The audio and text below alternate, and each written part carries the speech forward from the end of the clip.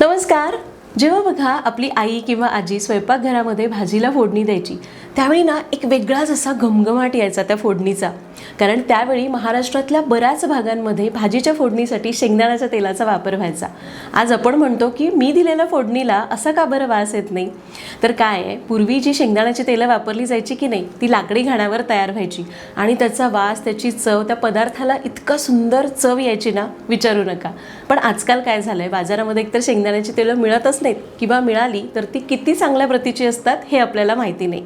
त्यामुळं तुम्ही सुद्धा उत्तम प्रतीच्या शेंगदाण्याच्या तेलाच्या शोधात असाल ना, तर आम्ही उत्तम प्रतीचं लाकडी घाण्याचं शेंगदाण्याचं तेल तयार करतो. हे तेल तयार करण्यासाठी आपण उत्तम प्रतीचा म्हणजे गुजरातचा G20 शेंगदाणा वापरतो, ज्यापासून तयार झालेलं तेल एकतर लाकडी घाण्यावर झालेलं असतं, त्यामुळे कोणतेही केमिकल्स यामध्ये वापरले जात नाही.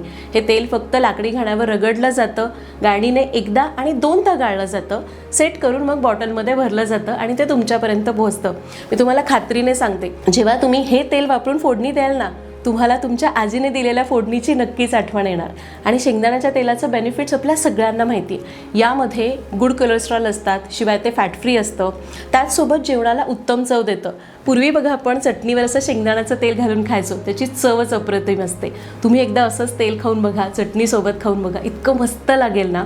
आणि शेंगदाण्याचं तेल डायजेशन इम्प्रूव्ह करण्यासाठी सुद्धा मदत करतं. अशा तेलाच्या शोधामध्ये असाल तर तुम्ही ती सरिताज किचनच्या वेबसाईटवरून ऑर्डर करू शकता किंवा अधिक माहिती हवी असेल तर दिलेल्या नंबरवर कॉन्टॅक्ट करू शकता.